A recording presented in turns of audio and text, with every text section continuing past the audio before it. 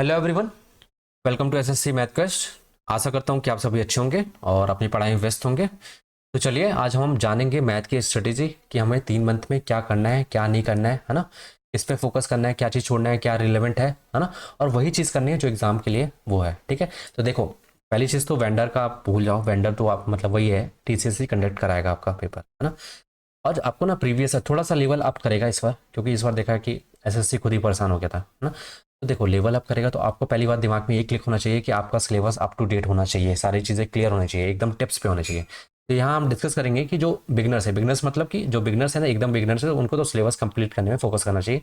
हड़बड़ी में चीज़ें नहीं करनी है आपको। ये कि नहीं आप सारे चैप्टर कहीं से भी पढ़ रहे हो, कुछ भी पढ़ रहे हो, नहीं। आप कंसिस्टेंट होके जिससे आप जिस टीचर से आप पढ़ रहे हो उसको पूरा कंप्लीट करो।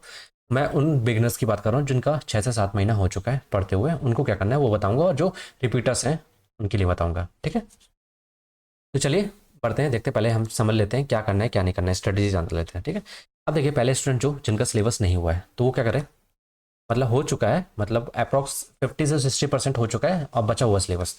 तो उनको पहले क्या करना है, अपना सिलेबस कंप्लीट करना है। ठीक है, अपन पास 3 महीने है ना, एग्जैक्टली 3 महीने। तो आपके पास 2 महीने, आपको 2 महीने में सिलेबस एकदम कंप्लीट कर लेना है। ठीक है, अगर नहीं कंप्लीट है, आपको लग रहा है ज़्यादा है, वास्ट सिलेबस है, तो आप जल्दी जल्दी करिए, थोड़ा टाइम दीजिए पढ़ाई में। ठीक है, और कंसिस्टेंट रहिए और साथ में डिसिप्लिन मेंटेन करिए कि आपको डेली इतना करना है और हर दिन आपको प्रोडक्टिव होना चाहिए। ठीक है, वन टीचर वन सब्जेक्ट, आपको एक टीचर करना है, ये नहीं कि आप अलग अलग टीचर से एक ही टॉपिक पढ़ रहे हो। ठीक है, तो सिलेबस नहीं कंप्लीट हो पाएगा आपका 2 महीने में। ठीक है, तो ये चीज़ मैं बता रहा हूँ, अच्छे से पढ़ना है और नोट्स बनाना है। ठीक है, लिमिट योर रिसोर्स। ठीक है, आपको ज़्यादा रिसोर्स की तरफ नहीं भागना है कि ये भी अच्छा लग रहा है, ये भी अच्छा लग रहा है, ये भी पढ़ लो, तो आप कभी रिवीजन करे कभी नहीं कर पाओगे और आपका सब्जेक्ट भी कभी कंप्लीसन हो ही नहीं पाएगा। ठीक है, कभी भी नहीं हो पाएगा। तो आपको लिमिट और रिसोर्स करना है, एक ही टीचर जो भी पढ़ोगे जिससे वही करना है और उसी को रिवीजन करना है multiple time. Focus on exam syllabus. ठीक है, ये नहीं कि आप रिलेवेंट चीज़ पढ़ना है। ठीक है, और आपको पी वाई क्यू देख लेना, एक बार आप लगा लेना। ठीक है, तो कैसे क्वेश्चन आ रहा है, कैसे क्वेश्चन फ्रेम हो रहा है, तो आपको पता चल जाएगा। ठीक है, तो बुक के लिए अब वन थ्योरी वन बुक, आपको एक ही बुक से प्रैक्टिस करनी है। प्रैक्टिस आप कहीं से भी कर सकते हो, पर आपको जो भी आपने नोट्स बनाया आपको वही नोट्स बनाना, रिविजन करना है जो आपने जिससे पढ़ा है। ठीक है, तो वन थ्योरी वन प्रैक्टिस आपके पास होना चाहिए जिससे आप प्रैक्टिस करो, साथ ही साथ में कॉन्सेप्ट बुक होना चाहिए ताकि उससे आप रिविजन कर पाओ। ठीक है, समझ में। अब देखिए, ऐसे लोग जिनका सिलेबस तो कंप्लीट हो चुका है बस, पर उनका जो मार्क्स है ना वो इंक्रीज नहीं हो रहा है। तो पहले उनको क्या करना है, सबसे पहले अब ये नहीं फोकस करना है कि आप चैप्टर वाइज आप क्वेश्चन लगाने में, उससे आपको कोई बेनिफिट नहीं होगा, ना ही इंप्रूवमेंट होगा आपके मार्क्स में। ठीक है, तो सबसे पहले आपको क्या करना है, आपको अपने आपने आपको पहले मॉक की तरफ ले जाना है, मिक्स क्वेश्चन की प्रैक्टिस करनी है। तो एटलीस्ट आपको 15 पीवाईक्यू देना है, पीवाईक्यू मॉक देना है ना। आपको डरना नहीं है, आपको मतलब कंफर्टेबल, आप कॉन्फिडेंट नहीं फील करोगे स्टार्टिंग में, पर आपको एक ये चीज़ तो पता चलेगी ना आपकी वीकनेस कहाँ है। ठीक है, तो आप उसमें वर्क करोगे। उसके बाद जब आपको जब पता चल गया कि हाँ मेरा इंग्लिश में कमजोर है ना, इंग्लिश में कमजोर है, मैथ में कमजोर है, ये टॉपिक कमजोर है, तो आप सेक्शनल मॉक दो। डेली आपको सेक्शनल मॉक देना है, आपको भले ही मन मार के देना पड़ रहा हो पर देना है। ठीक है, आपको नहीं अच्छा लगेगा मॉक देना, नहीं अच्छा लगता है, यूज टू नहीं होता ना, इसलिए आपको नहीं लगता कि आपको लगता है कि मुझसे ये कॉन्सेप्ट नहीं आ रहे तो मैं कैसे कर पाऊंगा। ठीक है, आपको वो नहीं सोचना है, आपको ये देखना है कि जो भी आ रहा है, जो भी आप इंप्लीमेंट करिए। ठीक है, तो दिमाग को चलाइए बस। ठीक है, उसके बाद आपको क्या करना है, दूसरी चीज़, अगर मैथ्स में स्कोर नहीं बूस्ट हो रहा है तो मेन रीज़न उसका ये है कि कैलकुलेशन, क्योंकि आपकी कैलकुलेशन उतनी टॉप नॉच नहीं होती है कि आप एग्जैक्टली कि आपको पता हो कि हाँ अप्रोक्सीमेशन कैसे लगाना है, कि यूनिट डिजिट क्या है ना, इस तरीके से।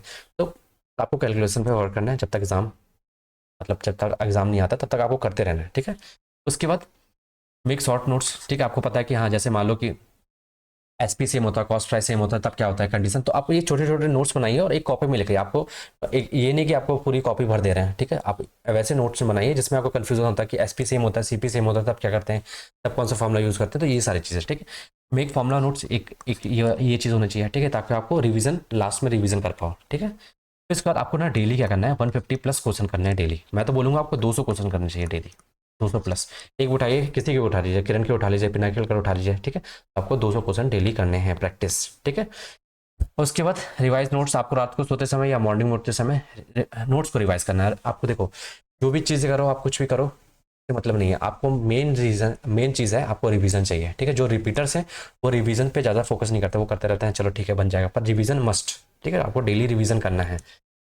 फिर उसके बाद डेली 1 फुल मॉक, तो ये तो देना ही देना है, अब तो देना ही है, ठीक है, पहले तो नहीं, अब तो देना ही है। फिर उसके बाद फोकस ऑन एक्यूरेसी, ठीक है, तो जो भी रिपीटर्स हैं अपनी एक्यूरेसी पे फोकस है। एक्यूरेसी कब आएगी? जब आप कैलकुलेशन पे वर्क करोगे और डेली रिवीजन पे वर्क करोगे। आपको सारे कॉन्सेप्ट डेली रिवीजन होने चाहिए, ठीक है। तो सुबह उठो, आप जैसे अलजेब्रा के नोट्स उठा लिया, ठीक है, जो भी शॉर्ट्स नोट्स हैं, फॉर्मूले हो गए, है ना, आइडेंटिटी हो गई, उनको रिवाइज कर लो, डेली एक चैप्टर पकड़ो, रिवीजन करके कंप्लीट करो उसको, ठीक है।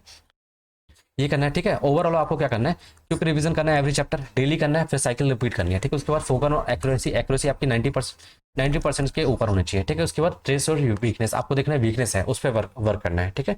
उसके how will you trace weakness, कैसे करोगे? सेक्शनल मॉक से पता चलेगा, फुल मॉक से पता चलेगा, मॉक एनालिसिस से, ठीक है। तो इन तीनों चीज़ों से पता चलेगा कि आपकी वीकनेस कहाँ है और आपको इंप्रूव करोगे वो चीज़, ठीक है। इससे नहीं पता चलेगा कि आप चैप्टर वाइज आप वो लगा रहे हो, ठीक है। सेक्शनल लगाइए, ठीक है, जिस चैप्टर में आप वीक है तो उसको कंप्लीट करिए, और आपको मॉक से ही आपको इंप्रूवमेंट होते हुए दिखेंगी चीज़ें, ठीक है। तो ये था स्ट्रेटेजी, जिसका सिलेबस कंप्लीट है, जिसका सिलेबस नहीं कंप्लीट है उसके लिए, ठीक है। और जो बिगनर्स है एकदम, तो उनको सिलेबस कंप्लीट करने में फोकस करना चाहिए। अभी नहीं, आप 2026 के लिए प्रिपेयर करिए, ठीक है। जिनका हो चुका है, 6 से 7 महीने दे चुके हैं, 70 मतलब 60 से 70% सिलेबस कर चुके हैं, उनके लिए मैंने बताया, ठीक है।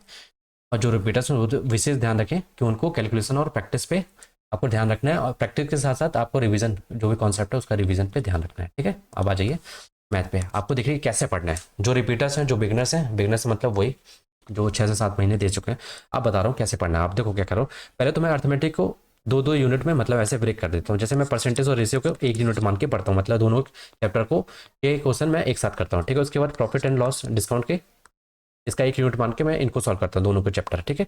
उसके बाद सिंपल इंटरेस्ट, कंपाउंड इंटरेस्ट का 1 यूनिट मान के मैं इनको सॉल्व करता हूँ, मान लो ये तीसरा यूनिट है, ठीक है। तो इनके क्वेश्चन मैं क्या करता हूँ, साथ में लगाता हूँ। उसी तरीके से time and work, pipe and cistern, इन दोनों क्वेश्चन मैं एक साथ करता हूँ, ठीक है। तो ये चौथा यूनिट। उसके बाद टाइम, स्पीड एंड डिस्टेंस और ट्रेन और बोट स्ट्रीम, इनके क्वेश्चन मैं एक साथ डील करता हूँ, मतलब सॉल्व करता हूँ, ठीक है। मिक्स क्वेश्चन की प्रैक्टिस करता हूँ इस तरीके से। और एवरेज और एज एवरेज और मिक्सर एलिगेशन के इनके टॉपिक्स में एक साथ डील करता हूँ, ठीक है। क्वेश्चन प्रैक्टिस करता हूँ। और पार्टनरशिप और इंस्टॉलमेंट, ठीक है। तो ये मैं बताऊंगा कुछ मेन मेन चैप्टर हैं, उन पे आपको ज़्यादा फोकस करना है, क्योंकि वो रिपीट हो रहा है, मतलब क्वेश्चन उनका मतलब परसेंटेज बढ़ रहे हैं, ठीक है। तो ये यूनिट मैं एक साथ डील करता हूँ, कौन सा? पार्टनरशिप और इंस्टॉलमेंट, आपका 7 यूनिट। तो मैं अर्थमेटिक को इसमें ब्रेक लेता हूँ। मैं क्या करता हूँ, एक टॉपिक ये दोनों मतलब 1 यूनिट मतलब 2 चैप्टर, और साथ ही साथ में एक चैप्टर मैं उठा लेता हूँ अलजेब्रा का, मतलब एडवांस मैथ में। एडवांस मैथ में क्या आपका ज्योमेट्री, मेंसुरेशन है, ट्रिग्नोमेट्री अलग है, ठीक है। Height and distance, geometry, coordinate equation, coordinate geometry, और आपका number system, data interpretation. Data interpretation आपका इसी में आता है, अर्थमेटिक का आता है, क्योंकि वही लगता तो वही ना, परसेंटेज। और उसके बाद probability, statistic, LCMs, surds indices, simplification. तो मैं क्या करता हूँ, एक चैप्टर उठाता हूँ, मतलब 1 यूनिट मतलब मेरे 2 चैप्टर होते हैं, तो 1 यूनिट ये उठाता हूँ, और साथ ही साथ में एक अलजेब्रा का एक ही चैप्टर उठाता हूँ एक दिन में, ठीक है। तो मैं क्या करता हूँ, कंप्लीट रिवीजन करता हूँ। उसी तरीके से दूसरा ये उठा लिया, और मैंने एक उठा लिया, कौन सा, मान लो कि ज्योमेट्री का एक टॉपिक उठा लिया, कौन सा, सर्कल। तो मैं ऐसे इस तरीके से सारे चैप्टर को डील करता हूँ। तो पहले आपको दिमाग में एकदम क्लिक होना चाहिए कि मेरे ये चैप्टर क्लियर है कि नहीं क्लियर है। नहीं क्लियर है तो इन सब चैप्टर को क्लियर करो, ठीक है, कंप्लीट करो, ठीक है। अब आ जाइए, अब देखिए chapter which required more practice, ठीक है। ये चैप्टर ऐसे हैं, जैसे इलेक्शन है, ये टॉपिक ऐसे हैं, इन पे आपको प्रैक्टिस की जरूरत है, क्योंकि इनमें परसेंटेज का पूरा खेल होता है, ठीक है। अप्रॉक्सीमेशन भी आपको जरूरत पड़ती है। तो आपको इलेक्शन, इंस्टॉलमेंट, ठीक है, पार्टनरशिप, सर्कुलर रेस और लीनियर रेस पे आपको ज़्यादा फोकस करना है, ठीक है। उसके बाद डेटा इंटरप्रेशन, इसके क्वेश्चन 2 से 3 क्वेश्चन आ रहे हैं आपको प्री में।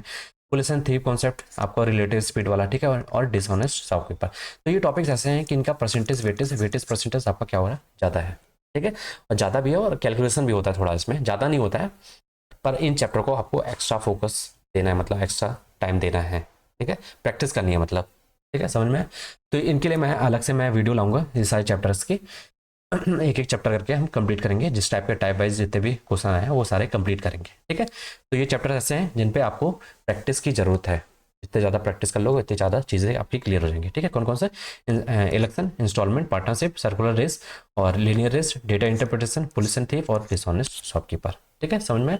चलिए अब आ जाइए प्लेन ज्योमेट्री। प्लेन ज्योमेट्री में आपको पता है कौन कौन सी लाइन्स एंड एंगल, ये सारी चीज़ें एकदम इनके फॉर्मूले एकदम टिप्स में होना चाहिए, ठीक है। जैसे ट्रायंगल हो गया, है ना, आइसोसेलेस ट्रायंगल है, इक्विलेटरल ट्रायंगल हो गया, ठीक है, स्केलेंट ट्रायंगल हो गया। तो सारी प्रॉपर्टी आपको पता होनी चाहिए, एरिया पता होना चाहिए, ठीक है। उसके बाद जो इन सर्कल, आउटर सर्कल मतलब सर्कम सर्कल जो बनाते हैं, इनका रेडियस, ये सब है ना, ऑर्थो सेंटर, इन सेंटर, ठीक है। उसके बाद पॉलीगॉन, पॉलीगॉन में आपका पूरा होना चाहिए कंप्लीट, ठीक है। डायगोनल पॉलीगॉन निकालना हो, कुछ भी निकालना हो तो आपको पता होना चाहिए। सर्कल, सर्कल आपका कंप्लीट होना चाहिए, सारी थ्योरम पता होनी चाहिए आपको, ठीक है।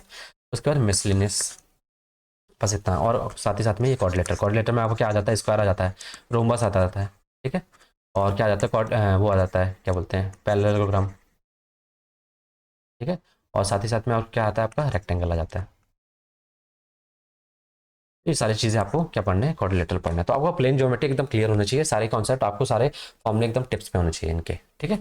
चलिए देखते हैं अब जो मेंस का है, मेंस का भी यही डिस्कस करते हैं लगातार, किसके अभी से आप प्रिपेयर होके चलो, ठीक है। तो मेंस में क्या क्या है, सिंप्लीफिकेशन के ज़्यादा क्वेश्चन, 3 क्वेश्चन आते हैं, मेंसुरेशन के 3 क्वेश्चन आते हैं, 2 से 3, ज्योमेट्री के भी 3 से क्वेश्चन, नंबर सिस्टम के 2 से 3 क्वेश्चन आते हैं, ठीक है। सिंपल इंटरेस्ट और कंपाउंड इंटरेस्ट को मिला के आपके 4 से मतलब 3 से 4 क्वेश्चन आ जाता है, ठीक है। और परसेंटेज और प्रॉफिट लॉस इन मिला के आपका इसमें भी 3 ही क्वेश्चन आते हैं, ठीक है। और परसेंटेज प्रॉफिट लॉस मिला के आपके 3 से 4 क्वेश्चन आ जाते हैं, ठीक है। और एवरेज का 102 क्वेश्चन आ जाता है आपका। और स्टेटिक्स और प्रोबेबिलिटी आपको ज़्यादा फोकस करना है। देखिए यहाँ पे मैंने बताया आपको, ये जो येलो कलर का मार्क किया था ना, आपको यहाँ पे कौन सा है, coordinate geometry, data interpretation, probability और स्टैटिस्टिक्स, कौन कौन से मैं यहाँ लिख देता हूँ। देखो कोऑर्डिनेट ज्योमेट्री आपका DI, और कौन सा, स्टैटिस्टिक और आपका प्रोबेबिलिटी।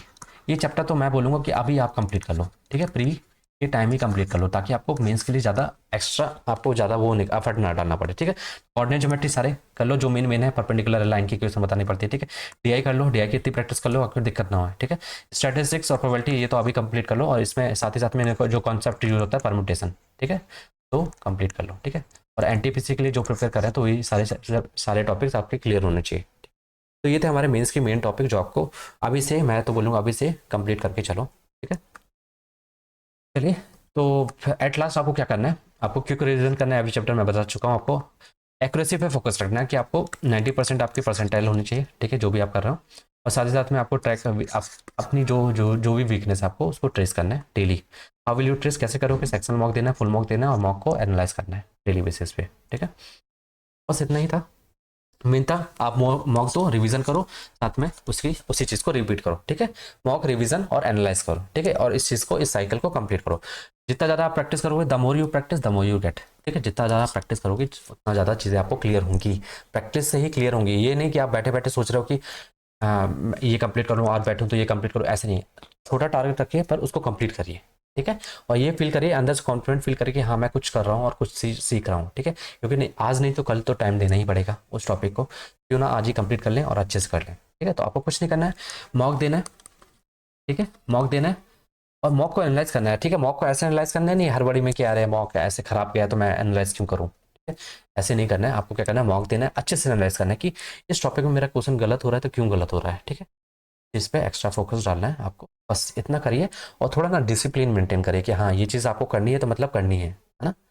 तो ये चीज़ करिए और टाइम बचाइए अब स्टडी के लिए। अगर आपको सिलेक्शन लेना है 2025 में, तो आपको थोड़ा चीज़ें एफर्ट डालनी पड़ेंगी, बस इतना ही, ठीक है। तो इतना करिए, आपको चीज़ें इंप्रूव होते हुए देखेंगी, बस, ठीक है। तो अगर आपको चीज़ें समझ में आई हो और हेल्पफुल लगा हो, और इस तरीके से आपको मैथ की स्ट्रेटेजी बनानी है, और ठीक है। तो चलिए मिलते हैं नेक्स्ट वीडियो में, तब तक के लिए बाय, टेक केयर, और प्रैक्टिस करते रहिए, ठीक है।